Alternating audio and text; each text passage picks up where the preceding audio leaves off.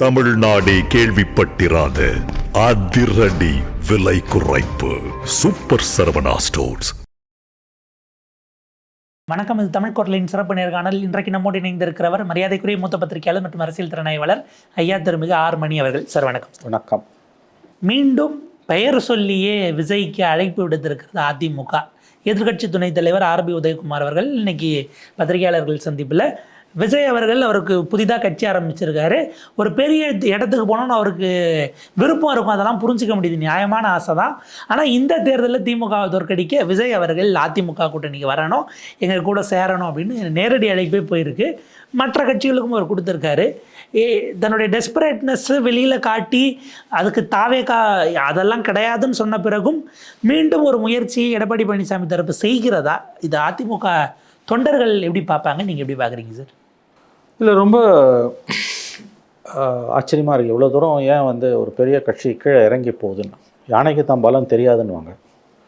எவ்வளோ தான் வாக்கு வங்கி அவர்கள் இழந்திருந்தாலும் ஒரு 20% ஓட் பேங்க் இருக்குது கையில். இன்றைக்கி விஜய் ஒரு அன்டெஸ்டட் ஓட் பேங்க். விஜயால் ஒரு எலெக்ஷனை தனியாக நின்று 234 தொகுதியிலையும் நாமினேஷன் பேப்பர்ஸை ரிஜெக்ட் ஆகாமல் எவ்வளோ பேப்பர்ஸை அவரால் அக்செப்ட் பண்ண வைக்க முடியுன்றது ஒரு $1 மில்லியன் கொஸ்டின். அப்படி இருக்கும் பொழுது வாக்கு வங்கி இருக்கோ இல்லையோ, சுயமரியாதையை இழந்து போய் எதற்காக பொதுவெளியில் ஒரு பெரிய கட்சி, தமிழ்நாட்டை 30 ஆண்டுகளுக்கு மேல் ஆண்ட கட்சி ஏன் மன்றாடுகிறது, லிட்ரலி மடிப்பிச்சை கேட்கிறது என்று எனக்கு புரியவில்லை. நாம் பலவீனமாக இருக்கலாம், ஆனால் நம்முடைய பலவீனத்தை நாம் வெளியில் காட்டிக்கொள்ளக்கூடாது. நாம் பலவீனமாக இருக்கலாம், தனி மனிதர்களோ ஸ்தாபனங்களோ, ஆனால் அவர்கள் தங்களுடைய பலவீனத்தை வெளியில் காட்டிக்கொள்ளக்கூடாது. பட் அதைத்தான் அதிமுக தொடர்ந்து கடந்த சில மாதங்களாக செய்து வருகிறது. எடப்பாடி அழைப்பு கொடுத்தார். இப்போ விஜய் தெளிவாக பேசிட்டார் அவருடைய பொதுக்குழுவில். அதுக்கு முன்னால் எடப்பாடி அழைப்பு விடுத்தார். பொதுக்குழுவில் பேசின பிறகு எடப்பாடி அழைப்பு விடாமல் உதயகுமாரை விட்டு அழைப்பு விடுறாங்கன்னா இது அவங்க அதிமுக திருந்துற மாதிரி தெரியல. இது இன்னமும் அவர்கள் மூக்கறுபட்டு தான் இருப்பார்கள் என்று தோன்றுகிறது. அசம்பிளியில் போய் கரூர் இன்சிடெண்ட்டில் அவ்வளோ தூரம் முட்டு கொடுத்து விஜய்க்கு பேசியது எடப்பாடியை செய்த தவறு. ஒரு கட்டத்தில் முதலமைச்சர் ஸ்டாலின் தெளிவாகவே கேள்வி எழுப்பினார். உங்கள் கட்சிக்காரர்களுக்காக கூட நீங்கள் வக்காலத்து இவ்வளோ தூரம் வாங்கியதில்லை, விஜய்க்காக ஏன் வாங்குகிறீர்கள்? தனக்காக வக்காலத்து வாங்கி பேசி அந்த ஃபாரமில் எந்த ஃபாரமில் தனக்கு ரெப்ரசன்டேஷன் இல்லையோ அந்த ஃபாரமில் தன்னை வக்காலத்து வாங்கி தன்னை நியாயப்படுத்தி பேசின ஒரு கட்சியை, அதன் தலைவரை ஜஸ்ட் லைக் தட்னு விஜய் கடந்து போகிறார். நியாயப்படி பார்த்தா பொலிட்டிக்கல் மொராலிட்டி என்ன கேட்டால் அவங்க பொதுக்குழுவில், சிறப்பு பொதுக்குழுவில் அதிமுகவுக்கு நன்றி தெரிவித்து தீர்மானம் நிறைவேற்றிருக்கணும். அசம்பிளி ஃபாரமில் எங்களுக்காக பேசினதுக்கு நீ தீர்மானத்தை நிறைவேற்றிட்டு அதுக்கு பிறகு இது தாவேக்கா திமுக தான்னு கூட பேசு, தப்பே கிடையாது. பட் அந்த தீர்மானத்தை நிறைவேற்றிருக்கணும். அதை அவங்க செய்யலை. அவங்க இனிமேல் இப்படி தான் அரசியல்னு அவங்க முடிவு பண்ணிட்டாங்க விஜய் கட்சியில். நீங்கள் சட்டமன்றத்தில் போய் தாவேக்காவை டிஃபெண்ட் பண்ணியதற்கு நீங்கள் நான் என்டிட்டி ரேசல்ல நாங்கள் தான் இருக்கோன்னு உங்கள் எக்ஸிஸ்டன்ஸையே அவங்க நல்லிஃபை பண்ணிவிட்டு அங்கே கொண்டு பிளேஸ் பண்ணுறாரு. திமுகவுக்கும் தாவேக்காக்கும் தாங்கிறத இடத்துல அதிமுகவினுடைய இடமே நீங்கள் ஒரு பொருட்டே இல்லைங்கிற இடத்துக்கு ஒரு நரேட்டிவில் அவர் கொண்டு போய் உங்களுக்கு பதில் அளித்திருக்கிறாருன்னு பார்க்க வேண்டியிருக்கு. அதற்கு பிறகு அழைப்பு. ஆமாம். இப்போ இந்த சிறப்பு பொதுக்குழு பேச்சுக்கு பிறகு எதற்காக அவர் அழைப்பு விடுக்கணும்? எதுக்காக இன்றைக்கி அழைப்பு கொடுக்குறாரு உதயகுமார்? உங்களுக்கு சுயமரியாதை இல்லையா? சரி, கொஞ்சம் அமைதியாவது இருங்க. ஒரு 5 மாதம் இருக்குது எலெக்ஷனுக்கு. இப்போ ஜனவரி வாக்கில் பார்க்கலாம். இப்போ அந்த பேச்சோட ஈரம் கூட வளரல இன்னமும். இப்போ தான் பேசியிருக்காரு அவர். சிறப்பு பொதுக்குழு நடந்தது 4ஆம் தேதி, 5ஆம் தேதி. அது பிறகு நீங்கள் அது இன்னமும் அது ஃபுல்லாக அதோட ஹீட்டு சப்சைட் ஆகலை. இவ்வளோ சீக்கிரமாக போய் எதுக்கு நீங்கள் மறுபடியும் கேட்குறீங்க? எதுக்கு இந்த அறைகோல் எதற்கு? தெளிவாக சொல்கிறார்ல அவர் தான் எல்லாத்தையுமே, தாவேக்கா திமுகன்றார்ல.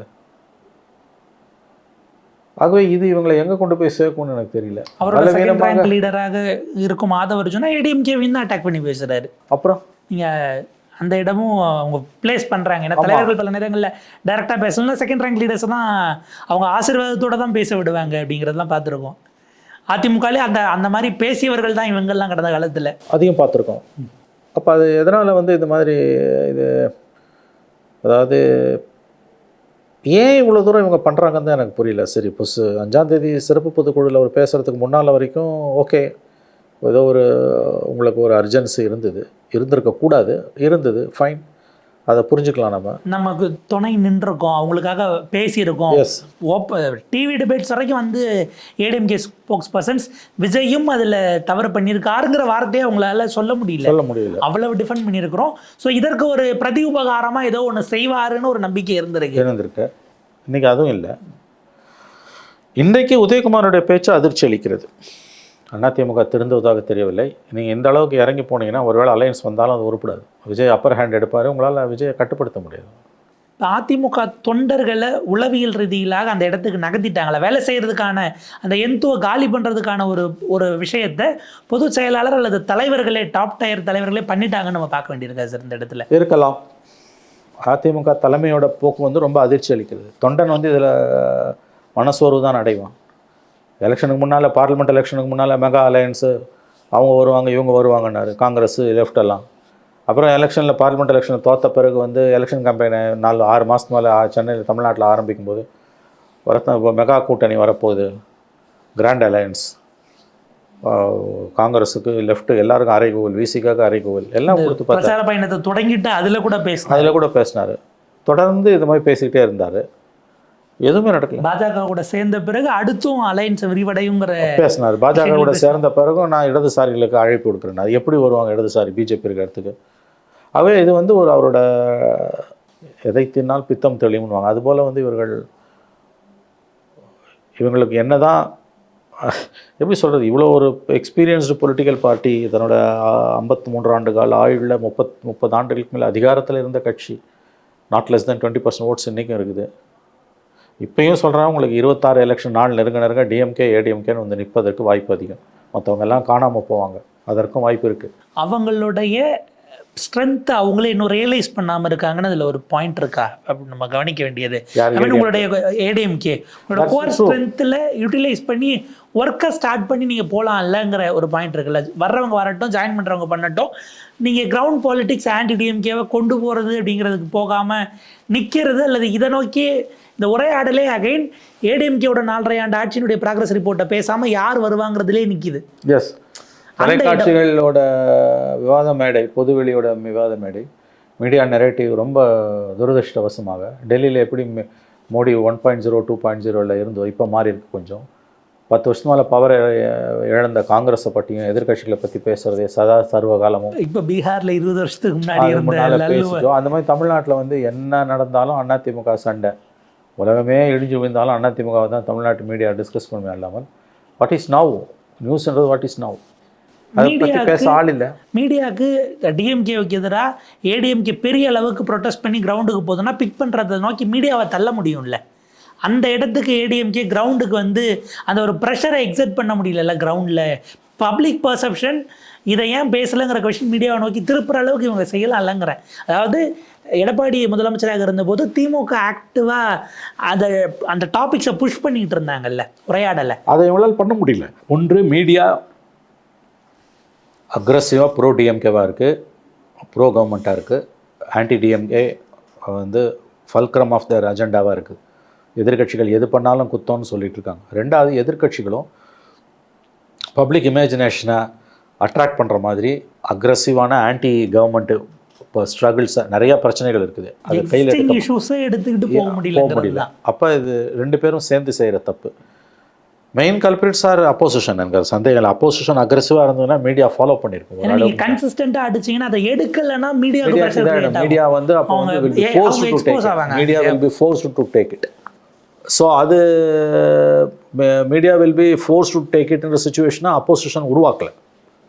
ஆன் இட்ஸ் ஓன் மீடியா செய்ய முடியல, ஏன்னா media is completely compromised. So main culprits are the opposition, imagination இல்லை. நீங்கள் டிஎம்கேவோட சேர்த்து மீடியாவையும் எக்ஸ்போஸ் பண்ணுறதுக்கான சான்ஸ் உங்கள் கையில் இருந்தது. ஒரு கட்டத்தில் media has to fall in line. நீங்கள் எலெக்ஷன்லாம் நெருங்கும் போது சும்மா ரூலிங் பார்ட்டியோட அஜெண்டாவை மட்டுமே இப்போ அவங்க யூஸ் பண்ணிகிட்டு இருந்தாங்கன்னா, அதை மட்டுமே ஃபோக்கஸ் பண்ணுறாங்கன்னா மீடியா வில் பி எக்ஸ்போஸ். அதனால் அவங்க என்ன பண்ணுவாங்க, டைமுக்கு தான் வெயிட் பண்ணும் மீடியாவும். நீ கையில் எடுக்கலான்னு நான் எப்படி இது பண்ண முடியும்? விஜய்க்கு கொடுக்குற ஓவரால் அதாவது வந்து ஓவர் த போர்டு கவரேஜை கவர்மெண்ட் மேலே இருக்க வெறுப்பு. ஏன்னா media ruling party squeezing the media influence. மீடியா நெரேட்டிவை கண்ட்ரோல் பண்ணுறதுக்கு தமிழ்நாடு வரலாறுல இது வரைக்கும் யாருமே செய்யாத காரியங்கள்லாம் இப்போது செய்யப்பட்டு கொண்டிருக்கு. அதாவது 4 ஆண்டுகளாக மக்கள் நம்பக்கூடிய அளவிற்கு ஏடிஎம்கே ஆன்டி டிஎம்கேக்கு ஒரு ஹோப் கொடுக்காததன் காரணமாகவும் டிசன்ட்டாக விஜய்க்கு போகிற வியூவர்ஷிப்பை நம்ம பார்க்க முடியுமா? Yes, that's correct. அதுதான் ப்ரிசைஸ்லி இஷ்யூ. ஸோ இப்போயாவது எடப்பாடி அப்போசிஷன் திருந்தணும், லைம் லைட்டுக்கு வரத்துக்கு என்ன பண்ணுமோ அதை பண்ணணும். அதுக்கு அடுத்து தான் நம்ம மீடியாவை பேச முடியும். ஏன்னா கம்ப்ளீட்லி அப்போசிஷன் டொசைலாக இருக்கும்பொழுது மீடியாவை தனிப்பட்ட முறையில் சொல்கிறது வந்து இட் இஸ் அது வந்து யூஸ்லெஸ் எக்ஸசைஸ். அது அக்ரெசிவாக கேம்பெயின்ஸை எடப்பாடி இந்த கவர்மெண்ட்டை பின் டவுன் பண்ணுற எவ்வளோ இஷ்யூஸ் இருக்குது அதை செஞ்சுருந்தாருன்னா மீடியா வந்து at some point of time would have been forced to toe the line to be a professional. அது இல்லை. எடப்பாடியால் அக்ரெசிவ் அப்போசிஷனாக ஜென்யூன் அப்போசிஷனாக ஃபங்க்ஷன் பண்ண முடியாதோட விளைவு ஆல்ரெடி ரூலிங் பார்ட்டிக்கிட்ட சக்கம்பாக இருக்கக்கூடிய மெயின் ஸ்ட்ரீம் மீடியா மேலும் போய் சக்கம்பாகுது. இதுதான் இங்கே இருக்கக்கூடிய இடியாப்ப சிக்கலை. அது எல்லாரும் அவங்கவுங்க ரோலை ப்ராப்பராக ப்ளே பண்ணால் இந்த கவலை வராது. அப்போசிஷனும் மீடியாவும் இந்த ரெஸ்பெக்டிவ் ஃபீல்ட்ஸ் ஒரு அக்ரெசிவான ஆன்டி கவர்மெண்ட் ரோலில் ப்ளே பண்ண மறுக்கிறாங்க. அதுதான் இப்போ இருக்க சிக்கலை. நியாயமான விஷயங்களில் திமுகவை ஆதரிக்க வேண்டிய விஷயங்கள் ஆதரிக்கணும். நிச்சயமாக மத்திய அரசுக்கு எதிரான போராட்டங்கள், இந்த இப்போ இருக்கக்கூடிய இப்போ நடந்துகிட்டு இருக்க எஸ்ஐஆர், இந்த மாதிரி வந்து ஓவரால் இஷ்யூஸில் நீ சென்ட்ரல் கவர்மெண்ட்டை எதிர்த்து போராடுறது தான் நியாயமானது. அப்படி தான் போராட்டும் செய்வாங்க. பட் மற்ற மாதிரியான இஷ்யூஸில் வந்து opposition has to take the lead. Opposition lead எடுக்கலைன்னா மீடியா எல்லாத்தையும் போய் கையில் எடுத்துக்கிட்டு இருக்க முடியாது. At a time when media itself is compromising. So this is the problem. இப்போ இதனோடு சேர்த்து அடுத்தது பாமகவும் இங்கே வரணும் அப்படின்னு ஆர்பி உதயகுமார் ஒரு காலில் கொடுத்துருக்கிறார். அவரை குறிப்பிட்ட பாமக எந்த பாமகன்னு ஒரு கேள்வி வருது. ஏன்னா இப்போ அது ஏறத்தாழ ஃப்ரிக்ஷனுங்கிறது ரொம்ப மோசமான வயலன்ஸை நோக்கி நகர்றதோங்கிற சிக்கல் வருது. ஒரு எலெக்ஷன் டைமில் என்ன மோசம், அந்த விஷயங்கள் ஆதரவாளர்கள் அடிச்சுப்பாங்க, அவங்க சப்போர்ட்டர்ஸ் அடிச்சுப்பாங்க, ஆனால் அவங்க அடிச்சுக்க மாட்டாங்க, அது தெரியும். சீனியர் டாக்டர் உடனே ப்ரெஸ் மீட் வச்சு அன்புமணிக்கும் சௌமியாவுக்கும் எனக்கும் பாமகவுக்கும், அதாவது பாமக நாங்கள் தனி, அன்புமணி சௌமியா தனி, எங்களுக்குள்ளே எந்த தொடர்பும் கிடையாது, ஒட்டும் உறவும் இல்லைன்னு அவர் ப்ரெஸ் மீட் வச்சு கொடுத்து வந்து டைலாக் விடுறாரு, நீர் அடிச்சு நீர் விலகாது, புள்ள இல்லைன்னு ஆகிடுமா? உங்கள் பிள்ளை தானே அவர். நாளைக்கு குடும்பம் ஒன்றா சேர்ந்துங்க. இது குடும்ப சண்டை. இது நாளைக்கு எல்லோரும் ஒன்றும் சேர்ந்துப்பாங்க. அவங்க யார்? ஸ்ரீமாங்கதி காந்தி யார்? அவங்க அன்புமணியோட அக்கா. ஸ்ரீகாந்தி அன்புமணியோட அக்கா. அன்புமணியும் ஸ்ரீகாந்தியும் சம்மந்திங்க. அன்புமணி மகள் வந்து ஸ்ரீகாந்தி மகனை திருமணம் செய்து கொண்டு இருக்கிறார். பொண்ணு கொடுத்து பொண்ணு எடுத்த சம்மந்திங்க அவங்க. இவங்க எப்படி வந்து பெருசாக வந்து அன்புமணிக்கு எதிராக ஸ்ரீகாந்தியும் இல்லை ஸ்ரீகாந்திக்கு எதிராக அன்புமணி என்ன பாலிடிக்ஸ் பண்ண போகிறாங்க? ஏற்கனவே அவங்க முகமூடி கிழிந்திருக்கிறது மக்கள் மன்றத்தில். இல்லை சார், இப்போ யாருக்கிட்ட கான்வர்சேஷனை பேச்சுவார்த்தையை தொடங்குவது என்கிற சிக்கல் இருக்குல்ல. எனக்கு தான் முதல் மரியாதைன்னு ரெண்டு பேரும் எதிர்பார்ப்பாங்க. இப்போ அன்புமணிக்கிட்ட நீங்கள் போய் ஃபஸ்ட்டு பேசிட்டீங்கன்னா ராமதாஸ் கோச்சு பேர் வரமாட்டார். இது வந்து இல்லை, இதுக்கு ஒரு காம்ப்ரமைஸ் பண்ணுவாங்க. ரெண்டு பேரும் தனி கட்சி வச்சுக்கோங்க, ரெண்டு பேரும் என்டிஏக்குள்ளே வச்சுக்கோங்க. இப்போ சரத்பவாரும் காங்கிரஸும் பிரிஞ்சுட்டு ரெண்டு பேரும் ஒன்றா இந்தியா பிளாக்கில் இருக்க மாதிரி ரெண்டு பேரும் பிரிஞ்சுட்டிங்க, அப்பாவும் பிள்ளையும் பிரிஞ்சுட்டிங்க. கட்சி அன்புமணிக்கிட்ட தான் இருக்குது எலெக்ஷன் கமிஷனோட நோட்டிஃபிகேஷன் படி. அப்போ ராமதாஸ் தனி கட்சி வச்சுக்க வேண்டியதான். அந்த கட்சி வந்து என்டிஏக்குள்ளே இருக்கும். அன்புமணியும் இருப்பார். அன்புமணி என்ன சொல்வார், நான் டைரெக்டாக வச்சுக்கலாம், நான் அவன் கூட வச்சுட்டான், அவன் கூட வச்சுக்கிட்டான்னு. இது 2001 ப. சிதம்பரம் இவர் கூட கலைஞரோட பிஜேபி கூட ஷேர் பண்ண மாட்டேன், ஆனால் கலைஞர் கூட. ஆமாம், கலைஞரோட இருக்கனார்ல அந்த கதை. அது அந்த ஒரு நெருக்கடி கட்சிகளுக்கு வரும். ஜனநாயக பேரவைன்னு ஒன்று வச்சுருந்தார் ப. சிதம்பரம். அந்த ஜனநாயக பேரவை வந்து எலெக்ஷனில் திமுக கூட்டணி ஆதரிச்சது. அவர் மூப்பநாட்டிலேருந்து பிரிஞ்சு வந்தவர். ஏன்னா ஜெயலலிதாவோட போகிறாங்கன்னு ஒரு தமிழ் மாநில காங்கிரஸ் வெளில வந்தார். அது பிறகு என்னாச்சு, அவங்க வந்து டைரெக்டாக பிஜேபியோட போக முடியல. கலைஞர் ஆதரிக்கிறோம் அப்படின்னாங்க. கட்சியில் வாஷ் அவுட் ஆச்சுன்னு வச்சுக்கோங்க, மொத்தமாகவே எல்லாம் சேர்ந்து தோத்தாங்க. அந்த மாதிரி இல்லை, எடப்பாடி பழனிசாமி ஏற்கனவே சொன்னார், ரெண்டு பாமகவும் ஒரு கூட்டணியில் இருக்குங்க, என்டிஏல இருக்க வாய்ப்பு இருக்குது. இல்லைன்னா அப்பா வந்து திமுகவில் இருப்பார், புள்ள வந்து பிஜேபியில் இருப்பார். யார் ஜெயித்தாலும் லாபம் குடும்பத்துக்கு. இப்போ ஸ்ரீமதி காந்தி வந்து அன்புமணியோட அக்கா, சொந்த அக்கா. அன்புமணியும் காந்தியும் சம்பந்திங்க. யார் ஜெயித்தாலும் சொத்து குடும்பத்துக்குள்ளே இருக்க போகுது. ஏறத்தார அவர் தமிழ்நாட்டின் சரத்பவார் ஆகிட்டாரா? இந்தியா பிளாக் ஜெயிச்சா சுப்ரியா சுலேக்கு அமைச்சர் பதவி, என்டிஏ ஜெயிச்சதுன்னா அஜித் பவாருக்கு அமைச்சர் பதவி. இதனால் என்னங்கிறது அதை தான் சொல்கிறேன். ரெண்டாக பிரிஞ்சு கூட்டணியில் இருக்க, வெவ்வேறு கூட்டணியிலையோ ஒரே கூட்டணியிலையோ இருக்க ஒரு அட்வான்டேஜ் என்னன்னா, யார் ஜெயித்தாலும் சொத்து குடும்பத்துக்குள்ளே இருக்கும். ஸோ ரெண்டு பேரும் சேர்ந்த நாடகமானு நமக்கு தெரியல. அது ரெண்டு பேரும் சேர்ந்து ஆடுற நாடகம். ஏன்னா ஒரு பிரச்சனை வருது, ஒரு போர் ஒரு போட்டி வருதுன்னா வெற்றி தோல்வி இருக்கும். இந்த வெற்றி தோல்வி அவங்க 2 பேருக்குமே கிடையாது. ஏன்னா யார் ஜெயிச்சாலும் குடும்பத்துக்கு லாபம். இப்போ எதிர்க்கட்சியாக இருந்து டிஎம்கேக்கு எதிராக ஒரு இண்டெக்ஸ் ஆஃப் ஆப்பர்ச்சுனிட்டியை உருவாக்கணும்னா விஜய் இல்லாத பட்சத்தில் அடுத்த பெரிய கட்சினா சீமான் ஆப்வியஸாக அவரும் வரப்போகிறது இல்லை. விஜய் அஃப்கோர்ஸ் அவர் நிரூபிக்கலனாலும் அவருக்கு எதிர்பார்க்கப்படக்கூடிய ஒரு அவருக்கு ஒரு மார்க்கெட் இருக்குன்னு வச்சுக்கலாம். இப்போ சீமான் ஆப்வியஸாக எந்த சைடு எடுக்க போகலன்றது அடுத்து பாட்டாளி மக்கள் கட்சி தானே நிரூபிக்கப்பட்ட வாக்கு வங்கி கொண்டவர்கள்.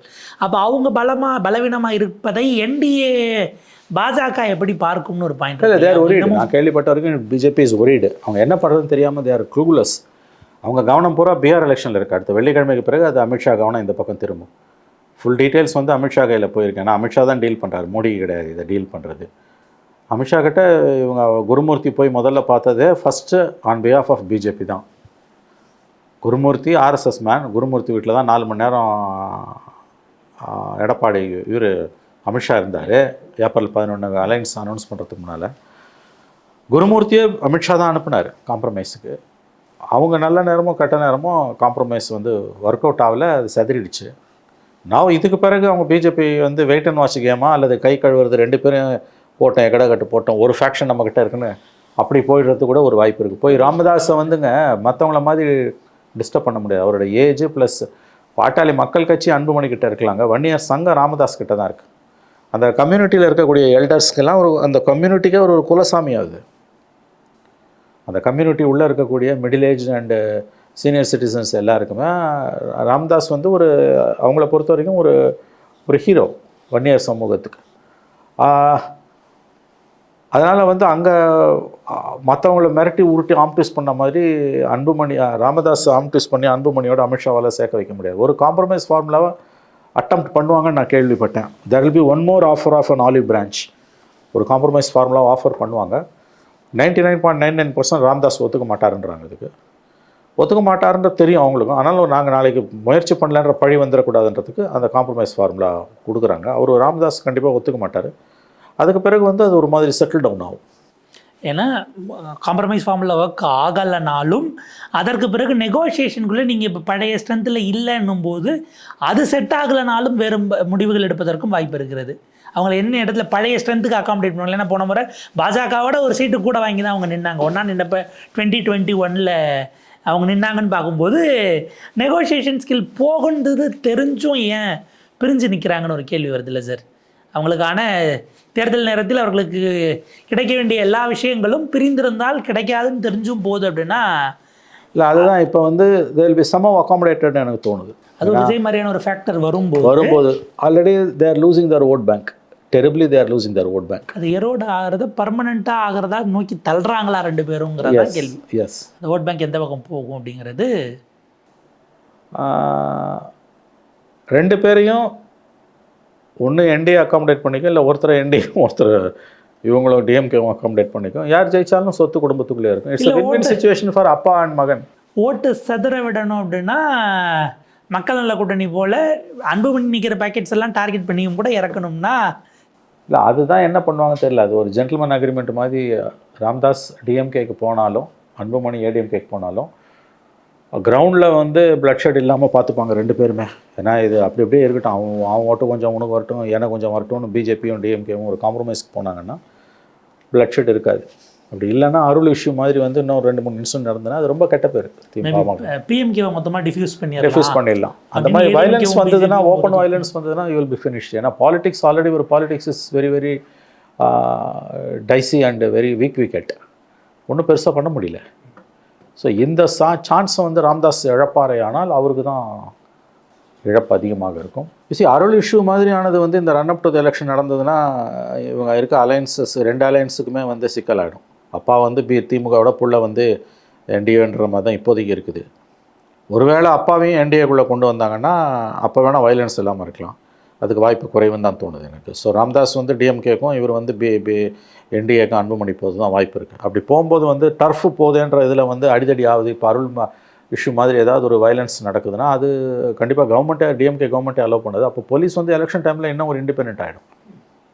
ராம்தாஸும் அதை neither Ramadoss nor Anbumani can afford the sort of violence. வேறு டைனமிக்ஸில் அவங்க கண்ட்ரோல் ஆகிட்டு போவாங்க, அவ்வளோதான். இது ஒரு கட்டத்துக்கு மேலே இவங்க பஞ்சாயத்தை தீக்கிறது தான் தமிழ்நாடு பாலிடிக்ஸுக்கும் போலீஸுக்கும் வேலைன்னு நம்ம எடுத்துக்க முடியாது. ஒரு இன்சிடென்ட் அருள் இன்சிடென்ட் மாதிரி ஒரு இன்சிடென்ட் இன்னும் ஒன் மோர் இன்சிடென்ட் வந்து இன்னும் மோசமான கெட்ட பேர் ஆகும் அன்புமணிக்கு. ஆக்சுவலாக பயணத்தை தொடங்கும் போதே ராமதாஸ் ஒரு மாதிரியான வார்னிங் கொடுத்தாரு. பட் யாத்திரையெல்லாம் ஒன்றும் தடை பண்ண முடியாது. 1 இயர் கம்யூனிட்டியில் ராமதாஸுக்கு ஒரு செல்வாக்கு இன்னமும் இருக்குது. குலசாமியாக தான் இருக்கார் அவர் வந்து. இந்த பக்கம் இவரை பொறுத்த வரைக்கும் ஃபியூச்சரிஸ்டிக்காக யோசிக்கிறவங்க அந்த ஒரு இளைஞர்கள் அங்கே வந்து அன்புமணி தான் அலைக்கி எஸ் அப்படிங்கிற அந்த ஒரு பார்வையும் இருக்குது. அந்த பார்வையும் இருக்குது. ஸோ இது கிளாஷ் ஆஃப் 2 ஜென்ரேஷன்ஸ், அவ்வளோதான். Clash of 2. I think it will be sorted அவுட்னு எனக்கு தோணுது 2 பேருக்கும். அப்படி இல்லைன்னா வந்து 2 பேருக்கும் நஷ்டம். 2 பேருக்குமே வந்து இது ஒரு மாதிரி சார்ட்டட் அவுட் ஆகிறதுக்கு தான் வாய்ப்பு அதிகம் தான் எனக்கு தோணுது. நான் அப்படி தான் ஃபீல் பண்ணுறேன். இன்னமும் ஐ ஹேவ் சம் ஹோப்ஸ். ஏன்னா வயலன்ஸ் வந்து அவங்க 2 பேருக்கும் வந்து உகந்தது கிடையாது. ஏன்னா அவங்களோட எக்ஸ்பெக்டேஷன்ஸ் வேறு. அந்த எக்ஸ்பெக்டேஷன்ஸ் வயலன்ஸ் இருந்துன்னா போயிடும். கொள்கையும் கிடையாது, ஒரு வெங்காயமும் கிடையாது. 2 சைடுக்குமே வந்து நான் பொலிட்டிக்கல் ரீசன்ஸ் தான் வந்து இதற்கான காரணம், இந்த ஸ்பிளிட்டுக்கான காரணம். அப்படி இருக்கும்பொழுது அவங்க 2 பேருமே வந்து ஏதாவது ஒரு இடத்துல வந்து ஒரு understanding, I am not using the word compromise, ஒரு அண்டர்ஸ்டாண்டிங் வந்து 2 பேருமே வந்து உங்களுக்கு வந்து ஒரு விதமான ஒரு ஒர்க்கிங் ரிலேஷன்ஷிப்புக்கு வெவ்வேறு அலையன்ஸில் இருந்தாலும் போவதற்கு ஒரு வாய்ப்பு இருக்குது. அப்படி இல்லை அருள் இன்சிடென்ட் மாதிரி இன்னும் 1 இன்சிடென்ட் ஆர் 2 இன்சிடென்ட்ஸ் ஃபினிஷ்டு. ஏன்னா ஒரு ஸ்பார்க் போதும், ஒரு ஸ்பார்க் பல ஃபெயில்ட் அட்டெம்ப்ட் இருந்துட்டு போகலாம். ஆமாம், அந்த மாதிரிலாம் போச்சுன்னா வந்து it will be disaster. I think 2 பேரும் அதை விரும்ப மாட்டாங்க. After all what is their aim in politics? To gain power and to gain in the process of gaining power other emoluments வர வேண்டியது வரணும். அது எல்லாமே நீ இந்த மாதிரி வயலன்ஸ் பண்ணிங்கன்னு வெட்டுக்கூத்தில் போச்சுன்னா வராது. 2 பேரும் சீண்ட மாட்டாங்க. அன்புமணி என்டிஏவோட ஓப்பனாகவே இருக்கார். ராமதாஸ் டிஎம்கே பக்கம் கிராவிடேட் ஆகுறாரு. பட் ஃபுல்லாக அவரால் கிராவிடேட் ஆக முடியுமா? எலெக்ஷன் பிஆர் எலெக்ஷனுக்கு பிறகு ராமதாஸ் இது அமித்ஷா பார்வை இந்த பக்கம் திரும்பும்போது இவங்க என்ன கதி ஆவாங்க, இவங்களோட இப்போ இருக்க திரும்ப போய் சேர்றதெல்லாம் அதெல்லாம் நடக்காது. அதனால் 2 அலையன்ஸில் இருப்பாங்க. But there may be an working relation, ஒரு அண்டர்ஸ்டாண்டிங் இருக்க வாய்ப்பு இருக்குது. ஒரு நிறைவு கேள்வி சார். இப்போ எடப்பாடிக்கு எதிராக ஆன்டி இபிஎஸ் ப்ளே பண்ணக்கூடியவர்களுடைய நிலை என்னவாக இருக்கும்? ஏன்னா அவங்கெல்லாம் good old friends of NDA அப்படிங்கிற ஒரு சூழல் இருக்குது. ஓபிஎஸ், டிடிவி அவங்க தான். செங்கோட்டைன்னு இப்போ நீக்கப்பட்ட ஒரு எக்ஸ்ஏடிஎம்கேக்காரர் தான் இருக்கார். இவங்க இப்போ சம்மந்தம் இல்லாமல் எடப்பாடியினுடைய ஃபேமிலியினுடைய தலையீடுகள் இருக்குது, கொடநாடு அப்படிங்கிற விஷயத்தெல்லாம் திரும்ப திரும்ப எடுத்து பொது வெளிக்கு தள்ளுறாங்க. இது அல்டுகெதராக எடப்பாடி தான் என்டிஏக்கு தலைவர்னும் போது சிஎம் வேட்பாளர் அவர் தான் அறிவிக்கலைனாலும் என்டிஏவை டேமேஜ் பண்ணுறதா மாறும். அந்த இடத்துல அவங்கள வந்து சில் டவுன் பண்ணுவதற்கு ஏதாவது முயற்சி பாஜக எடுக்குமா? Bajaka is completely clueless and least bother about Tamil Nadu as of now. அவங்களுக்கு க்ளூலெஸ்ஸாக இருக்காங்க. தமிழ்நாட்டை என்ன பண்ணுறதுன்னு புரியல. என்னென்னமோ பண்ணி பார்த்தாங்க, இங்கே டிஎம்கே ஒன்றுமே பண்ண முடியல. இந்த பக்கம் அதே நேரத்தில் வந்து அவங்களுக்கு தமிழ்நாட்டை பற்றின அக்கறை இல்லை, அவங்க ரேடாரில் தமிழ்நாட்டிலே இல்லை என்ற எண்ணமும் நமக்கு மேலோங்குது. ஒருவேளை அடுத்த வெள்ளிக்கிழமை 14ஆம் தேதி பீகார் எலெக்ஷன் முடிஞ்ச பிறகு கண்டிப்பாக பை டிசம்பர் 1st வீக்கில் அமித்ஷாவோட பார்வை இந்த பக்கம் திரும்பும்போது தேர் மே பி சம் டெவலப்மெண்ட்ஸ். நீங்கள் கேட்குறது ரொம்ப முக்கியமான ஒரு கேள்வி. இன்றைக்கி வந்து ஏடிஎம்கேவிலேருந்து பிரிஞ்சு வரவங்க வந்து எடப்பாடியை personalised attack, hitting below the belt போகிறாங்க. கொடநாடு கொலை கேஸு அது மாதிரி வந்து மர்டர் கேஸ்லலாம் இம்ப்ளிகேட் பண்ணி பேசுகிறாங்க. அதில் ஒரு இன்விசிபிள் சைலண்ட் பார்ட்னராக அண்ணாமலை வேறு இருக்கார். அண்ணாமலை எல்லாம் பண்ணுவார், அவரும் இருப்பார். டிடிவி தினகரன் இந்த பக்கம் வந்து அவர் நாங்கள் ஆன்டி இபிஎஸ் ஃப்ரண்ட்னு ஒன்று உருவாகுது. டிடிவி தினகரன் வந்து நாங்கள் தான் வந்து ஜெயலலிதா வீட்டிலேருந்து மந்திரிங்களோட ரகசியத்தெல்லாம் ஃபைல்லாம் எடுத்தோம், படித்து பார்த்துட்டு டிஸ்போஸ் பண்ணிட்டோம், எரிச்சிட்டோம். ஆக்சுவலாக படித்து பார்த்து தான் என்ன பண்ணியிருப்பாங்கன்னு எல்லாருக்கும் தெரியும். ஸோ இதெல்லாம் டிடிவி ஏன் இப்போ பேசுகிறாரு? ஹிட்டிங் பிலோ த பெல்ட் பாலிடிக்ஸ்க்கு ஏன் டிடிவி இப்போ போகிறார்? இது எல்லாத்தையும் முன்னாடியே அவர் ஏன் பேசல? செங்கோட்டையன் வந்து கொடநாடை பற்றி ஏன் முதல்ல பேசல? ஏன் விசாரிக்கலன்னு கொடநாடு நடந்து நீக்கப்படுற வரைக்கும் ஏன் நீங்கள் பேச? 7 வருஷம் ஆகுது. 2018 ஏப்ரல். அதுக்கு பிறகு 3 வருஷம் அவர் மந்திரி சபையில் இருந்தார். அது பிறகு 4 வருஷம் எடப்பாடியோட இருந்தார். 7 வருஷம் பதவியில் இருக்கும்போது சிபிஐ விசாரணை கேட்காத செங்கோட்டையன் ஆலயமா அப்போ உங்களுக்கு கொடநாடு தெரியலையாங்கிறது அந்த கேள்வியெல்லாம் இப்போ வருது. சிபிஐ விசாரணை நீங்கள் கேட்டிருந்துருக்கலாம்ல. அதான் இப்போ நிலைமை என்னென்னா இவர்கள் ஏன்னா அவங்களுடைய நோக்கம் ஆட்சியை பிடிப்பதில்லை, எடப்பாடி தோற்க வேண்டும்ங்கிறது தான். உங்கள் கேள்வி வந்து the sort of hitting below the belt attacks, slander. On Edappadi will eventually weaken என்டி Obviously it will weaken. கண்டிப்பாக இது வீக்கன் பண்ணோம். ஆனால் இதை பற்றி கவலை வந்து பிஜேபி ஹைகமாண்டுக்கு இல்லைன்னா இது ஃபர்தர் வீக்கன் ஆகும். புத்தி இருக்கணும் உங்களுக்கு வந்து உங்கள் கூடயே இருந்தீங்கன்னா கட்சியை வந்து திமுககாரங்க கூட பேசாத சார்ஜஸை கட்சியிலேருந்து வெளில வரவன் கொலை கேஸில் இம்ப்ளிகேட் பண்ணுறான்னா அப்போது ஒன்று நீ அவங்கள கண்ட்ரோல் பண்ணணும், இல்லை அலைன்ஸை பிரேக் பண்ணணும். அது எனவே அவங்க அமித்ஷா பிஜேபியோட மோடியோட தமிழ்நாடு ஐடியா, தமிழ்நாடை பற்றின அவங்களோட ஸ்ட்ராட்டஜி எல்லாமே ஃபெயிலியர் மேலே ஃபெயிலியர் தான். அவங்களுக்கு தமிழ்நாடை பற்றி பெருசாக அவங்களுக்கு அக்கறையும் இல்லை, கவலையும் இல்லை. பட் வேறு எலெக்ஷனுக்கு பிறகு ஓரளவு பார்வை திரும்பும். அப்படி ஒன்றும் கேக்வாக்காக வந்து டிஎம்கேக்கு அலோவ் பண்ண மாட்டாங்க. இந்த பக்கம் திரும்பும்போது வேறு சில நடவடிக்கைகள் இருக்கலாம். எனவே பை டிசம்பர் ஃபர்ஸ்ட் வீக்லேருந்து அவங்களுக்கு வந்து BJP will started its own இன்னிங்ஸ்ன்றாங்க. கண்டிப்பாக சார் பார்ப்போம். ஏன்னா பீகாருக்கு பிறகு தான் அவங்களுடைய ப்ரையாரிட்டிஸ் அந்த 5 ஸ்டேட்லேயே கூட எது ப்ரையாரிட்டிங்கிறதெல்லாம் பீகார் ரிசல்ட்டினுடைய போக்கை பொறுத்து தான் முடியும்னு பார்க்க வேண்டியிருக்கு. ஏன்னா பை சான்ஸ் ஒரு பின்னடைவு இல்லை ஏதோ அவங்க எதிர்பார்த்த மாதிரி கிடைக்கல அப்படின்னா அவங்க focus Assam and west Bengal தான் ப்ரையாரிட்டைஸாக இருக்கும். அடுத்தடுத்து தோல்விகளுங்கிற இமேஜ் வந்ததுன்னா மேபி பிஎம்மோட ரிட்டையர்மெண்ட் குறித்து கூட வர்றதெல்லாம் அவங்க விரும்ப மாட்டாங்க. ஒரு பாயிண்ட் இருக்குது.